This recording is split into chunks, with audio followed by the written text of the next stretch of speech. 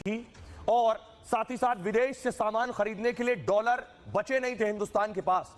जब आप विदेश से सामान खरीदते हैं तो उन्हें आपको डॉलर में पैसा देना पड़ता है, इसलिए डॉलर संभाल के रखने होते हैं। डॉलर एक भी नहीं बचा था। भारत को तब अपना सोना गिरवी रखना पड़ा था। सोना गिरवी रखना देश के लिए बहुत शर्मनाक बात होती है। चंद्रशेखर सरकार में यशवंत सिन्हा वित्त मंत्री थे, मनमोहन सिंह साहब चंद्रशेखर के आर्थिक सलाहकार थे। 1991 में तब भारत की इकोनॉमी डूब रही थी। तब 47 टन सोना गिरवी रखकर कर्ज लिया गया। इस सोने के बदले 400 मिलियन डॉलर जुटाए गए थे। उस वक्त खास स्पेशल प्लेन से सोना ब्रिटेन भेजा गया था। सोना गिरवी रखे जाने की खबर लीक होने पर हड़कंप मच गया।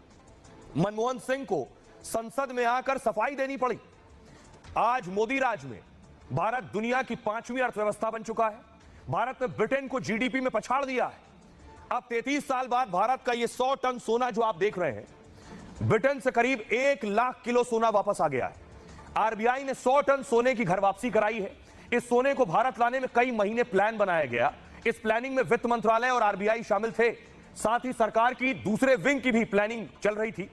100 टन सोने को स्पेशल एयरक्राफ्ट से भारत लाया गया और आरबीआई बीते कुछ साल से सोना खरीद रहा है। सोने को कहां स्टोर करना है यह भी आरबीआई तय करता है, कहां रखना है। ब्रिटेन के केंद्रीय बैंक में कई देशों का सोना रखा गया है और विदेशों में भारत का सोना का स्टॉक बढ़ रहा था, इसलिए कुछ सोना भारत लाने का भी फैसला किया गया।